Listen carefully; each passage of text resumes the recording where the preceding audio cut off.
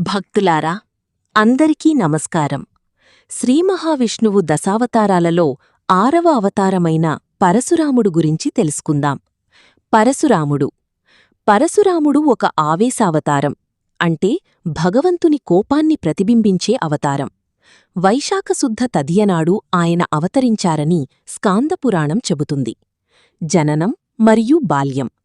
జమదగ్ని మహర్షి రేణుకాదేవి కుమారుడిగా జన్మించిన పరశురాముడు శివుని వద్ద అస్త్రవిద్యలు అభ్యసించి పరశువు అనే ఆయుధం పొందాడు. కార్తవీర్యార్జునునితో యుద్ధం. కార్తవీర్యార్జునుడు అధర్మంగా కామధేనువును అపహరించిన కార్తవీర్యార్జునుణ్ణి పరశురాముడు యుద్ధంలో సంహరించాడు. తండ్రి జమదగ్ని వధకు ప్రతీకారం తీర్చుకోవడానికి క్షత్రియులపై 21 సార్లు యుద్ధం చేసి ధర్మాన్ని స్థాపించాడు.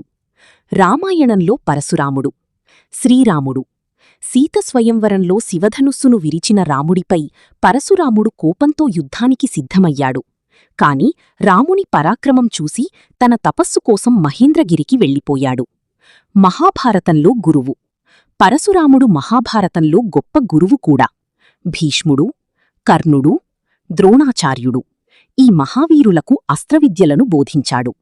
కేరళ సృష్టి కథ. ఒక విశేషమైన కథ ప్రకారం పరశురాముడు తన పరశువును సముద్రంలో విసిరితే సముద్రుడు వెనక్కి తగ్గి కొత్త భూమి ఏర్పడింది. ఆ భూమిని నేటి కేరళ అని నమ్ముతారు. పూజ విధానం. పరశురామ జయంతినాడు ఉపవాసం చేసి షోడశోపచార పూజ చేసి ఈ మంత్రం జపించాలి. ఓం జామదగ్న్యాయ విద్మహే మహావీరాయ ధీమహి తన్నో పరశురామః ప్రచోదయాత్. ముగింపు. పరశురాముడు ధర్మాన్ని స్థాపించిన మహావీరుడు. అతని ఆశీస్సులతో మన జీవితంలో ధైర్యం, శక్తి, విజయాలు కలగాలని కోరుకుందాం. పరశురామ జయంతి శుభాకాంక్షలు.